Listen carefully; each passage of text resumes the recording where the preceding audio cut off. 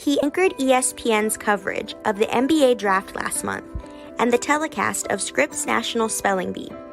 ESPN SportsCenter's Kevin Negandhi is a Phoenixville native and a graduate of Temple University, and he's never shy about his passion for Philadelphia sports. This year, Negandhi was featured by Topps with his own baseball card in the annual Allen and Ginter set. Today, on Inquirer Live, we talk with Negandhi about what it's like to have your own baseball card and the current boom of the trading card market before we dig up some cards of Philly athletes past and present.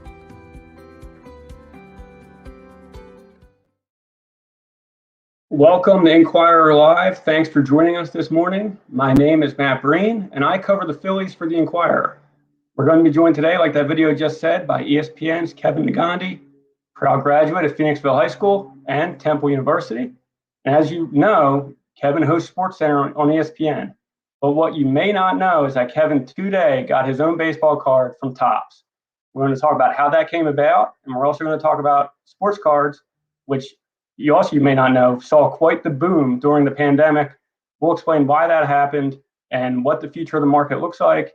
And we'll also dig into some Philly sports cards from the past, from the present, and we'll get Kevin's view on the Philly sports scene. But real quick, before we get started, I'd like to let you know how you can participate in today's event. At any time during the discussion, you'll have the opportunity to submit your own questions for Kevin. To do so, please ask your questions in the comment section at the bottom of this page. If you're watching from social media, on Twitter, on YouTube, or Instagram, please visit inquirer.com/baseballcards with an S live to submit your questions. Again, it's inquirer.com/baseballcardslive. And enough of that. Without further ado, welcome Kevin Negandhi to Inquirer Live. Matt, how you doing? I'm good. How you doing today, Kevin? Thanks for joining us. Around for you, right? Because last night's rain delay, and then of course the 5-0 result, and then you got to do this. So I appreciate you taking the time.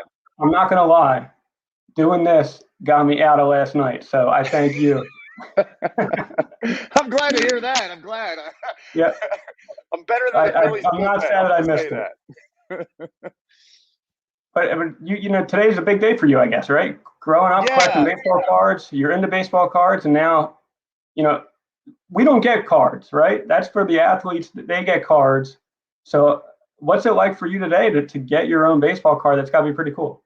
It's surreal, and you know, I started collecting in the '80s, and I had an aunt who every year would get me the entire baseball set from Topps. So to have a card from Topps is a surreal experience. And then the release of it today with Allen and Ginter, which is such a special set, because this set here is, and you guys have shown pictures of the card. It's not about, players. It's about, people that are in culture, people that are comedians, entertainers, celebrities. They've had objects, like, for example, an egg was a hot thing. I think the Allen and Ginter set is such a unique thing, and to be involved with Topps and included in this year's set and the release today, it's pretty exciting for me. And how did it come about? How did Topps get in touch with you, or to tell you that, hey, you're going to be in the set this year? Matt, this is such a small world. And it just shows you that anything can happen at any time. I was on a Zoom call with ESPN creative and advertising execs, and it was one of those, like, get to meet and get to know people, right? And there were over 100 people throughout the company at ESPN and Disney that were on the Zoom. And my good friend Ira Fritz, who runs who handles a lot of the marketing and some of the commercials you see on ESPN. He and I got in a conversation, and it was like, get to know Kevin Negandhi, the things he likes and his experience. And at one point, I pulled out a whole bunch of cards that I was into collecting, and this phenomenal woman named Ellen was listening in New York, and she works at ESPN. And in her background on the Zoom, her boyfriend walks by, and he hears about my, card collection, my passion for collectibles, for the entire space. Turns out he works at Topps, and he goes, "Wait a second, we had no idea that Kevin was interested. And then that led to an email, which led to a conversation, which led to, hey, how can we help you guys? What can we do? We love that you're interested. And it was like, hey, I just would love to talk shop. And then the next thing you know, would you be interested in being part of the Allen and Ginter collection? And it was one of those thrills. Like, wait a second, we're not. Are we playing a joke here on me? Because this doesn't feel right. And then when we got into the conversation of sending a picture or sending like a tie that they were going to cut up and use as a patch card, that's when you're like, okay, this is really happening. But it didn't really hit me until they sent me, the card, and then you could see it and you could hold it in your hand, and there's a little background info, and that's when it kind of hits home. And then I've got 3 kids, 9, 7, and 5, and my 2 older boys are into collecting, and they were beyond pumped. And I'm going to go to a local card store in Connecticut later on today. That's the stuff, where I think it'll be like beyond cool, and a dream turns into reality. That's awesome. There really is a patch card though. Oh yeah, there's a patch card. So used tie. A used tie. They cut it up into pieces. And if you're lucky to get it, so it's going to be a limited edition. So it's literally only one tie, and then they'll have little patches. You've seen that on jerseys, right? The patch cards on jerseys, right? So they'll take they took a piece of one of my ties, and now it'll be a part of the card as well. You have to make sure it was like a tie from an iconic SportsCenter, or just like a tie. It can't be just like tie from the back of your closet, right? No, it wasn't. It was actually one of my favorite ties, and I'm a big fan of the color blue, so we combined it all together. I was on the fence. I was actually going to send the tie that I actually tried out on, but that has too much sentimental value, so I held on to it. So you said you started collecting in the 80s. Yeah. Now the industry is booming, and a lot of people don't realize that the pandemic actually helped the baseball card industry. People were at home. I was talking to baseball card shop owners for a story next week about how they thought the pandemic was going to kill their businesses in the area in Philly, and here it actually helped their business and skyrocketed. People got got back into their hobbies while they were locked down last year. Were you one of those guys, or were you were you consistent? Did you stay in the hobby, or did you get sucked back in recently? I'm the perfect example of that first description. I stopped, I was collecting in the mid 80s, late 80s, the junk wax era, a little bit early in the 90s, and then I just stopped cold turkey, and I put my boxes away. And I think many people in their 40s can relate to this, where you have like a bunch of boxes and you stored it at your house, and then you leave, you come back from college, it's still there. And a few years ago, my mom was like, can you just come to the house and take a bunch of this stuff away? And I was like, okay. I brought it over to my current house. And then last year, so this works twofold. My wife would go get cards, basketball cards for the kids a couple of years ago, and we'd open packs. And then like if they pulled out a Luka, I'd be like, I'm going to hold on to the Luka Doncic. And they pull out a Trae Young. I'm like, let me hold on to the Trae Young. And then I put it away, but I wouldn't look at it. I was like, I'm just going to hold on to this, and we'll see what happens down the road. And they'll understand as these guys are rookies and they get to be big time players. It turned out they became big time players. So in this same room last June, I pulled out a couple boxes from storage, because that's what you do in the pandemic. It's like, I've got time. Let me look at some stuff. And I found a whole bunch of Jordan cards and cards in the late 80s, early 90s. I started looking them up on eBay, and I was like, hey, what's PSA? And we went to a local card store the weekend of Father's Day with my 2 sons, and the owner of the store, named Alex of Ideal Cards, was phenomenal. So good to my kids.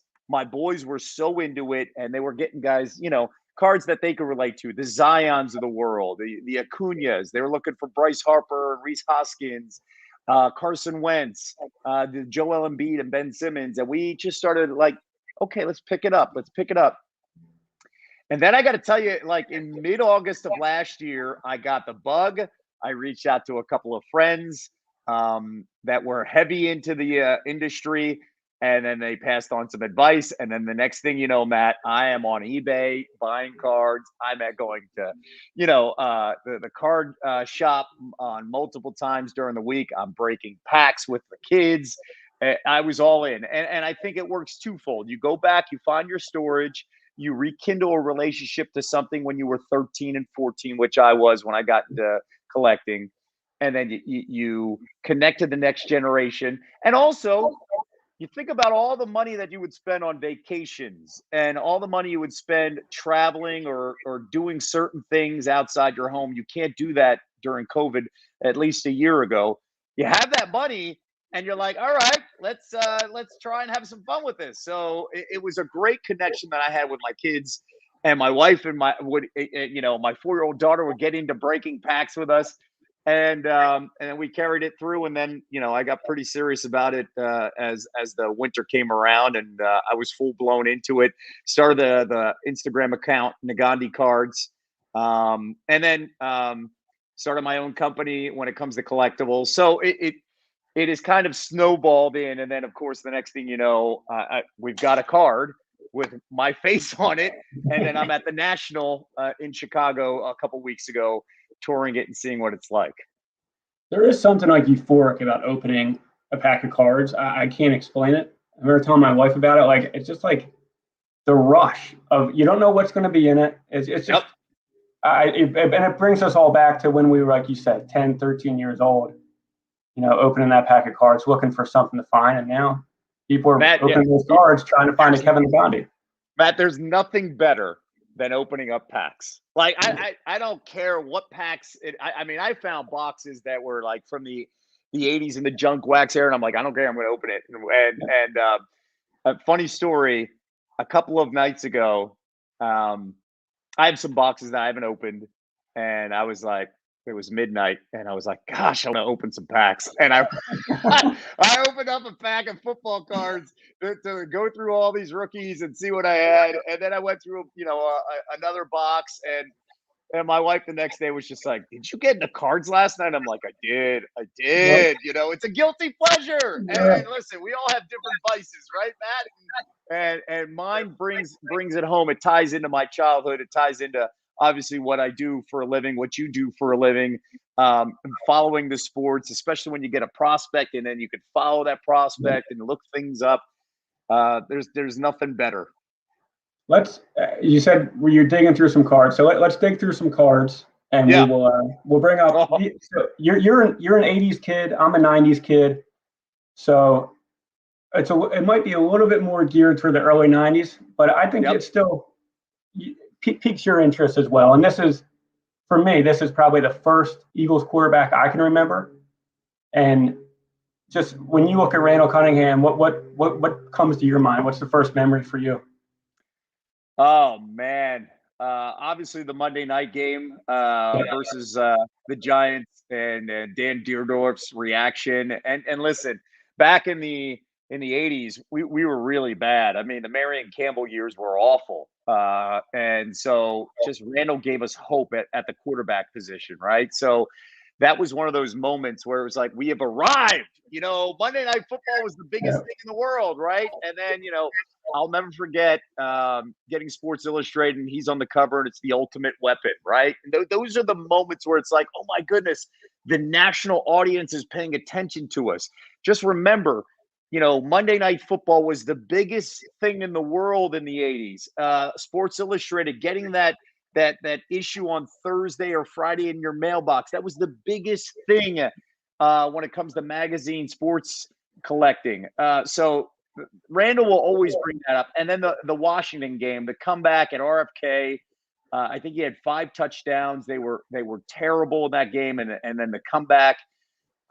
Those are the memories that I have as a young teenager.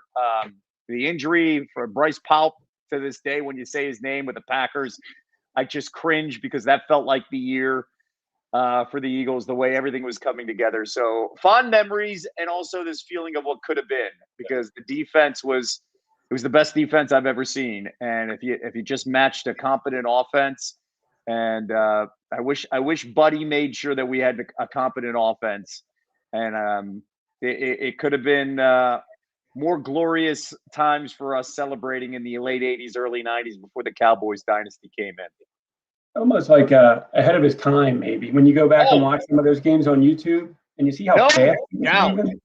No doubt. You didn't know how to use it because it wasn't. They didn't exactly. Yeah. And then the arm, was incredible. And I, there is a piece of satisfaction for me that people saw the arm showcased with Denny Green and the Vikings when Randy Moss and Chris Carter were there. I feel bad for that team, right? When they go 15-1 and the missed kick against the Falcons in the NFC title game, because that team was incredible. That offense was incredible. And how about the uniforms? Possibly next year, sounds like. Might see the old Kelly Green back. Matt, I hope. But I got to tell you, Matt, like my philosophy with the Kelly Green, I love everything about the Kelly Green. Everything. And I had a hard time with, the color combo with the Eagles the last few years. But when they won the Super Bowl, my feelings completely changed, where it was like, no, that's the team that won the Super Bowl. Yeah. I'm good now. I'm good with the green combo and the black lining. But there's just something about those specific late 90s Kelly Green with the black Nikes and then the black lining. I've got two Eagles jerseys, and both of them are that era, Reggie White. And to me, nothing could touch that. Let's dig through the next card. Oh, man. We're talking about chasing rookie cards, right? Yeah. In 93, if your kid opens a pack of cards, you're probably taking away the Sean Bradley card. 100%. A lot of hope the potential. There. Yeah. The potential, and, rest in peace, awful accident for him. And just what could have been, right? Especially when you look at the way that draft was put together. And at the same time, he was ahead of his time to a certain extent as well. When you see Porzingis and what Porzingis can do, I'm not saying Sean Bradley could shoot threes, but Sean Bradley could move a little bit. It just breaks your heart what could have been. And, I watch a lot of Sean Bradley now because we watch Space Jam, the original. And my kids cannot believe that Sean Bradley was a Sixer. And I was like, yeah, that Monster was on the Sixers. And they still can't believe it. It's amazing that he's in the movie. But for me, I know Sean Bradley was a bust, but there's a piece of my heart that has always had fondness for Sean Bradley. And I guess it just goes back to being, a kid and having that was like my introduction to Sixers basketball. So wow, I feel bad, Matt, if that was your introduction to Sixers basketball. But made up for redemption was Iverson, right? Your T-shirt made up for it. So yes, listen, I was at that game. I was a 21-year-old kid at Temple covering the game for the Temple radio station, and I was 3 rows up from where it actually happened. So fond memories of that game. Fond memories afterwards, Matt. One of my favorite stories was going in the locker room, and the Bulls at that time, they were rock stars. They were like the Beatles everywhere they went. And I was in the locker room. Pippen had a huge night that night. And I was in the locker room, and my tape recorder was jamming up. Kids, we had tape recorders when we were covering it for the radio station. Was jamming up, and I hear this voice, and I look up, and literally everybody has left the room because I've been still trying to figure this out. I'm in the Bulls locker room, visiting locker room. Hear this voice. I look up. It's my guy, my idol, Dr. J. And I'm like, oh, my gosh. Dr. J's walking in to give Scottie Pippen props, and Michael Jordan is giving Dr. J and Scottie a hard time for giving Scottie props that night. And it's me. And it's like these 3 guys and me in this locker room while everybody's emptied out and gone to the bus. And I'm like, what? This is incredible, right? I just cool. watched it. I watched Jordan just get in on Pippen and Dr. J laughing it up with him. And then I walk out of the locker room just blown away just what happened, right?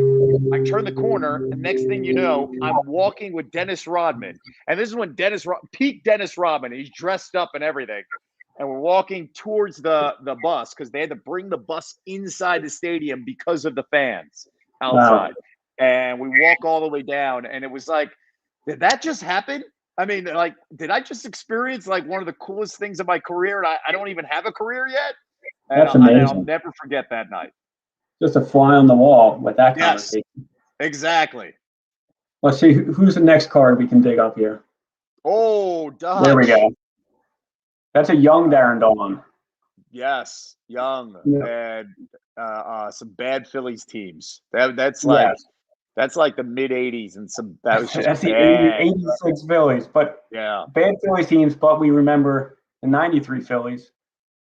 Again, that's my introduction to Phillies baseball. But for you, that must have been you're in high school at that point, right? Like you're really digging sports at that point. So that must have been pretty sweet. Really cool because, of course, we went through some really lean years, and then you just had that lightning in the bottle. And I just remember, I was in high school. I was a senior in high school, and some nights we would sneak down and drive from Phoenixville to the game, watch like 7, 8, 9 innings, whatever. It just depends on the time, and then we'd get back into Phoenixville by 11 o'clock, and then I'd get home. It was on a school night, and my parents were like, so where you been? I'm like, oh, I was just at a friend's house. Because listen, like the Phillies playing really well, you got to take advantage of it. And honestly, we could get seats in the 700 level at any time in the middle of April and May and June. So we took full advantage of that team. And then I remember going to Syracuse and following that team in the fall and listening in the car. The Joe Carter home run, just man, like, but great times in the sense of lightning in the bottle with that team. '93 was pretty special. Yeah, we got 2 more cards. That's what I love, digging through old cards. It brings back memories, old stories. Let's see. Oh, Eric Lindros. And I don't know if hockey, at least in my lifetime, has been as popular in Philadelphia than it was during this guy's time. Yep.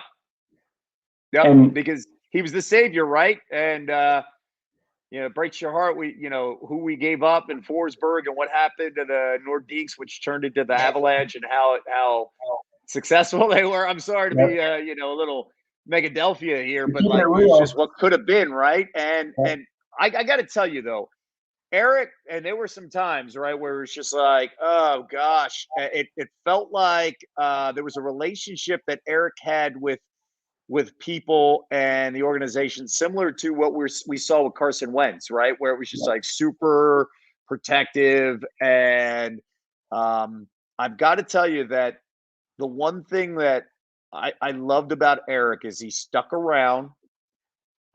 He gave his heart, man. Like that guy wanted to make sure that Flyers fans were rewarded. And it's just a shame the hits he took. That hit against the Devils still stands out to me.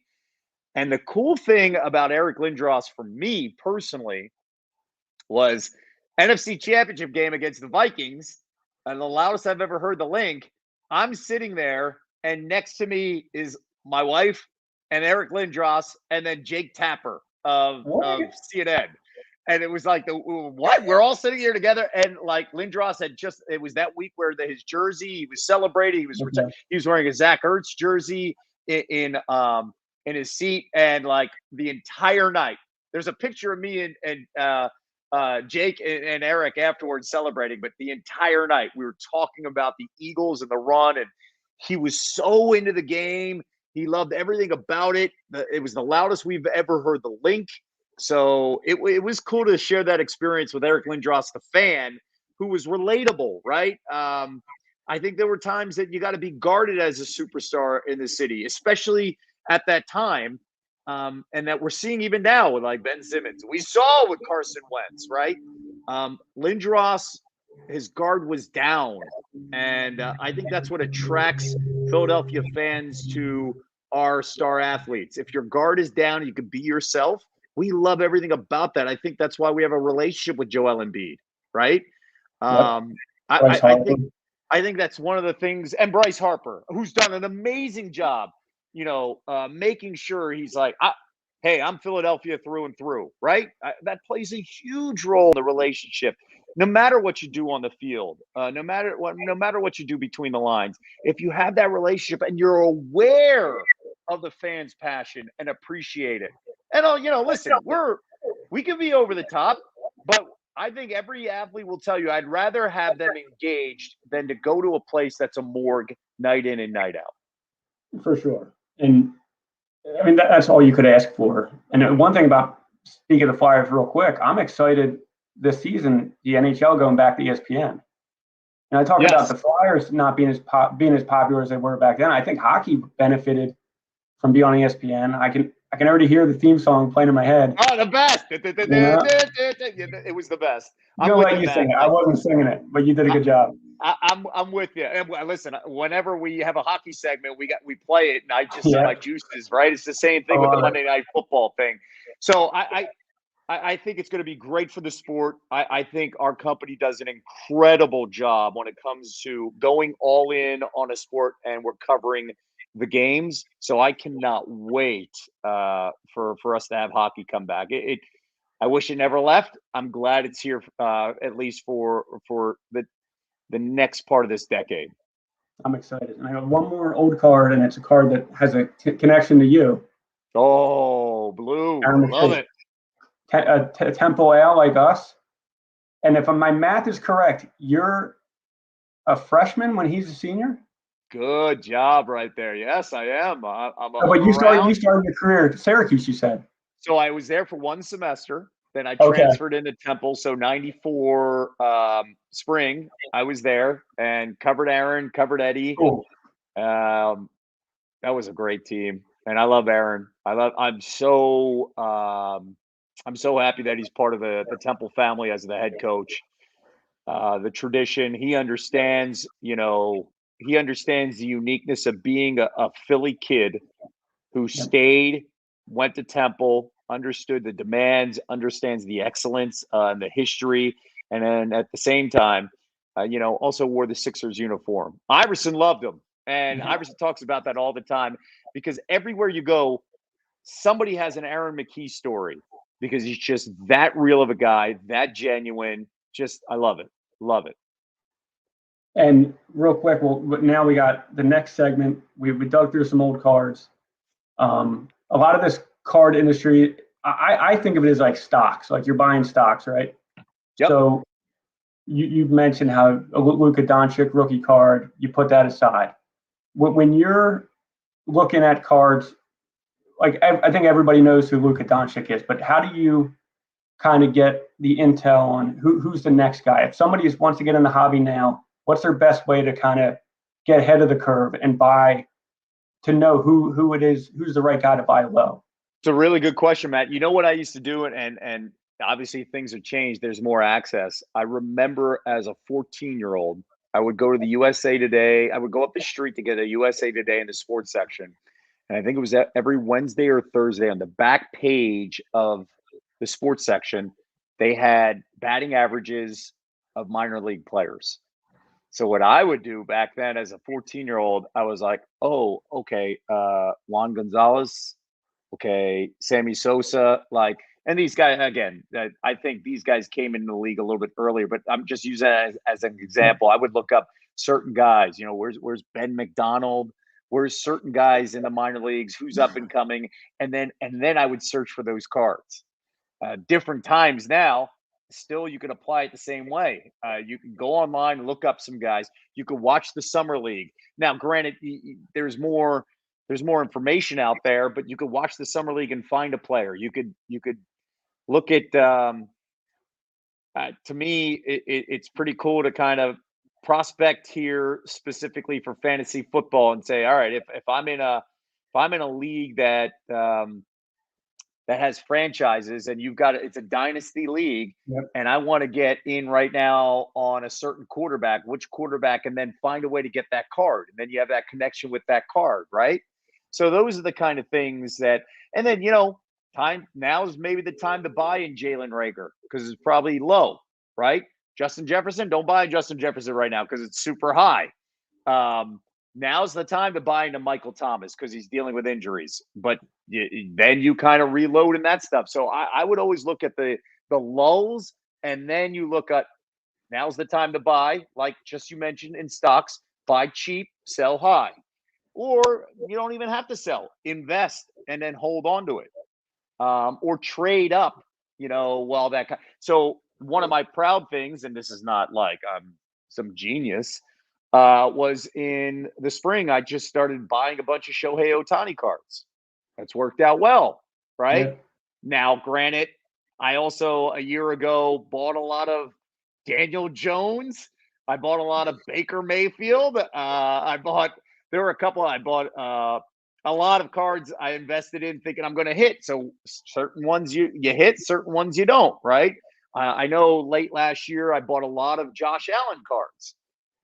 I'm sitting on a couple of them, right? So, just a couple years ago, you could have got a Patrick Mahomes for less than $200. Good luck, right? Finding his Prism card anywhere less than $8,000 if it's a PSA 10. So it's just prospecting at the right time. Don't buy Justin Herbert right now, because Justin Herbert's probably as high as you can be coming into a sophomore season. Maybe look at Joe Burrow, right? There are a lot of things you can kind of gauge. Maybe take the gamble right now on Kyler Murray. You know what I did last year, Matt, that I was blown away by? I could not believe it. I bought some Aaron Rodgers rookies last year that I thought were relatively cheap, and they've doubled in price. Wow. I don't know how Aaron Rodgers was relatively cheap a year ago because he was going to be a Hall of Famer, but he was coming off a tough season. And then, boom, he had an MVP year. So it's just finding those things, the lulls in the market, and kind of saying, all right, maybe I invest in this right now. And like buying stocks, you can't be afraid of the loss. Totally. You learn from your loss, but you're not going to. Yes. It's not going to make you not try it again, even though exactly didn't pan out for it. And then, like the stocks, because it's a fantastic analogy. You invest in blue chips, right? And some of the blue chips could be, Tom Brady. And no matter what, Tom Brady's a 7-time Super Bowl champ, regardless of what happens this upcoming season, right? So that's kind of how it plays. Let's buy some cards here. This is I got 3 cards. Okay. They were all blue chips at one point, not necessarily blue chips anymore. We have the first pick in the 2016 MLB draft, first pick in the 2016 NBA draft, and the second pick in the 2016 NFL draft. The future of Philadelphia sports, right? And now 2 of them are on their way out. Mickey Moniak's actually having a pretty good season at AAA. He's back in the majors right now, but still is not the future of the Phillies. Who are you buying now? Whose card would you want out of those 3? I can tell you, boy, this is really depressing for us, huh? A couple years ago, think about this, 18 months ago, this is an amazing segment. Yep. I would buy Ben because the value right now, and I think Ben still has a fantastic 10 years in front of him. And I would buy Carson because you can get him relatively cheap. And if Carson, coming off an injury, if you can get him relatively cheap, that Colts team is there to win now. You want to invest in not only just good players and great players, but players on good teams because that elevates them and puts them in a really good position. So I would invest in Ben Simmons and Carson Wentz. I think you can also get them at relatively good prices. And don't overpay for either one of them. There's no way you should. There's somebody that will sell both those cars because they want to unload. I would try and buy, especially the optic Carson Wentz, that specific card. I'd look into investing in that. And now we'll a little more positive for the next one we're going to buy from. Let's see. We have an Embiid rookie, and not necessarily, these are just rookies. So it doesn't have to be that exact card, but we got the Embiid, we got a Harper, we got a Jalen Hurts. We have 3. This is the current future of each team, I would guess, or the current flag bearer of each team. Who are you buying? I would be all in on Joel because I think he's got a couple MVP seasons in the next few years. I would listen. Bryce Harper is one of those underrated guys. When you look at big picture, he just hit his 250th career home run. He's 28 years old. I think Bryce is overlooked. I hate that he's in a Nationals uniform, but we know how that goes. I would invest in both those guys. As for Jalen, I find it fascinating with Jalen because I think Jalen's going to have a really good fantasy football season. I'm just not sure how. I can't predict what the organization's going to do because you can't escape the Deshaun Watson rumors. I like Jalen a lot. But I would also be cautious about investing in Jalen right now because I think his price point's relatively higher than it would be down the road. So it all depends on price point, right? But I could be wrong. Like it could be one of those that maybe a year ago I should have invested in Justin Herbert, right? Yeah. You know, I think what the industry was doing last August, was all in on Tua Tagovailoa. No one's really caring for Justin Herbert. And if you just quietly stocked up Justin Herbert, you really, really enjoyed the last year. So Jalen Hurts could be one of those guys where you're just like, all right, I'm going to invest. I'm not going to go too extreme, too high, or too low. I'm just going to make sure I'm in the game so I don't take a major loss, but I can make some money down the road if he succeeds. Does that make sense? But Yeah, to me, Joel is a blue chip stock as well as Bryce. That's where I'm maybe at this moment, or maybe like 2 weeks ago, I'm buying up on Harper and getting ahead of this MVP surge that he's going on. Yeah. I think if he wins the MVP, which if they make the playoffs, he'll probably win the MVP. You know, and here's the thing, Matt, like locally, we know that. I don't think nationally that narrative is still out there. So now's probably the time to invest in Bryce Harper because that's a good point. In the next month, it could potentially change where if the Phillies continue to surge, and who knows what happens with Fernando Tatis, because Tatis is still the front runner in the National League. But if Tatis doesn't get off to a good start, if a slow start, the shoulder's still bothering him, Bryce Harper could pass him in every conversation. And then you're positioned right now for that surge because you've been following this team while people nationally are not following the Phillies at this moment. So we dug through some cards. We bought some cards. Now we have a ton of questions from readers. Going to get through a couple of them. This is a good one. I think it's especially for people that are getting into the hobby. If you're going through cards, even like your old, rare rookie card, it's not really worth that much money if it's not graded. So Doug Farrell asked, what would you comment on the integrity and the necessity? I guess he wants to know where do you go to get graded? Who do you recommend? Is it PSA, DNA, Beckett? Who's your preferred company? My preferred is PSA. I think they're the gold standard of the business. I have a couple of Beckett cards, so I don't want anybody to think that I'm shying away from Beckett. Now, these companies that are coming up and popping up everywhere because of the PSA backlog and the Beckett backlog, I just hold on to your raw cards right now. To me, PSA is the standard everywhere you go. They're judged. Their cards are viewed higher than most. I should say everybody in the industry. The AI technologies, I think, in the next 3 years is going to be incredible. But right now, it feels like it's the wild, wild west when it comes to AI technology and grading cards. So you've got to kind of have to wait and settle and see how that plays out.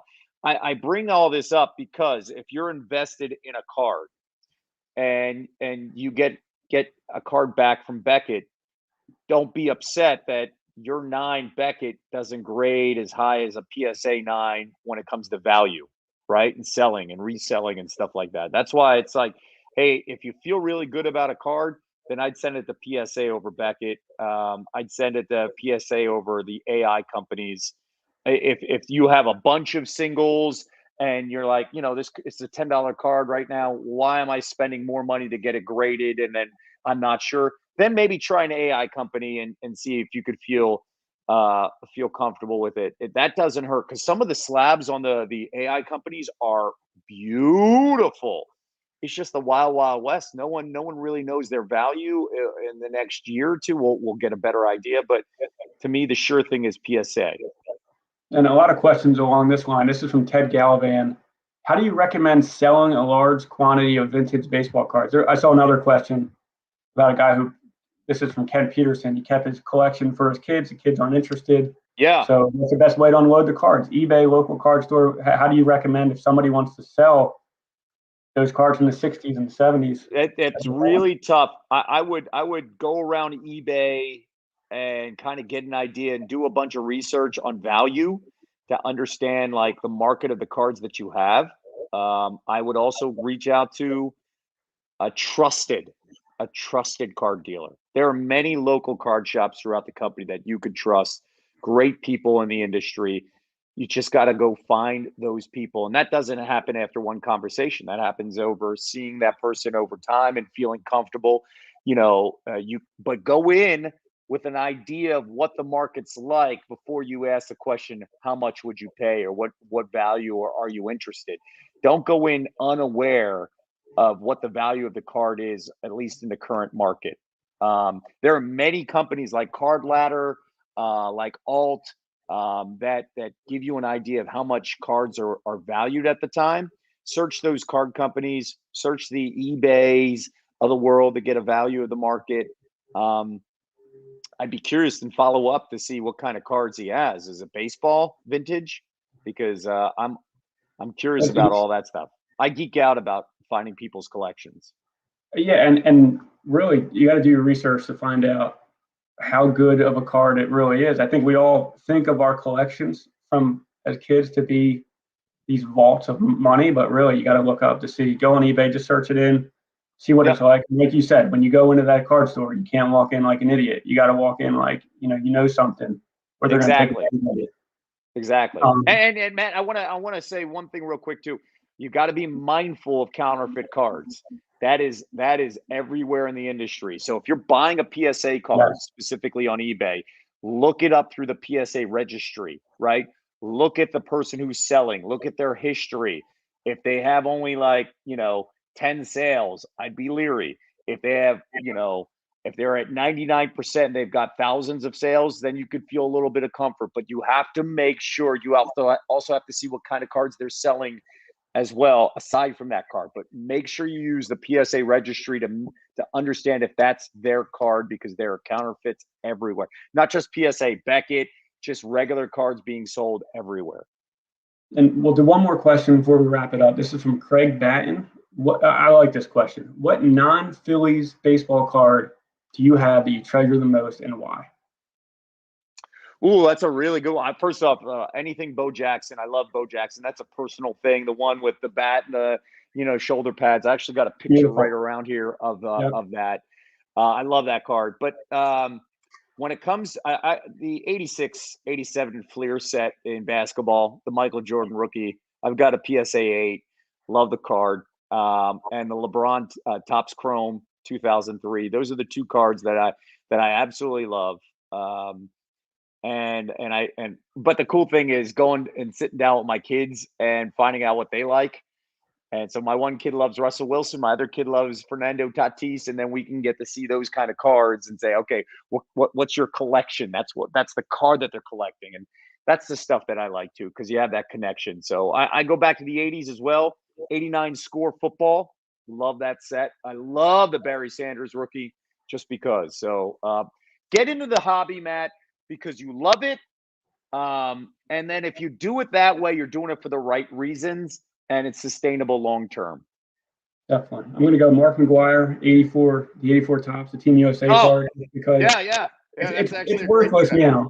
Thanks a lot, Mark McGwire. It's not worth anything, but just the summer of '98, that was when I got addicted to the rush of looking at Beckett every month and seeing how I'm going to pay for college with these Mark McGwire. All of us, right? Yes. I had the 89 Ken Griffey Jr. Upper Deck #1. I was like, this is going to pay for college. All of us. That was our Mickey Mantle card, right? That's great. Kevin, thanks a lot for joining us. I really appreciate it. Your Instagram is Negandhi Cards, right? Yep, Negandhi. So Kevin Negandhi is one of them, and the other one's at Negandhi Cards, and we will be giving this card out in a contest. So just become a follower, tag somebody, and you'll get the opportunity to get this card if you're a winner, and I will personalize it for you. There we go. And also on YouTube, Kevin has a lot of card videos that he does, and they're really, I was watching them this week. They're really great. If you like this, you'll love that. Kevin, thanks a lot. Good luck on SportsCenter, and have fun at the card store today. We really appreciate your time. And everybody, thanks for watching.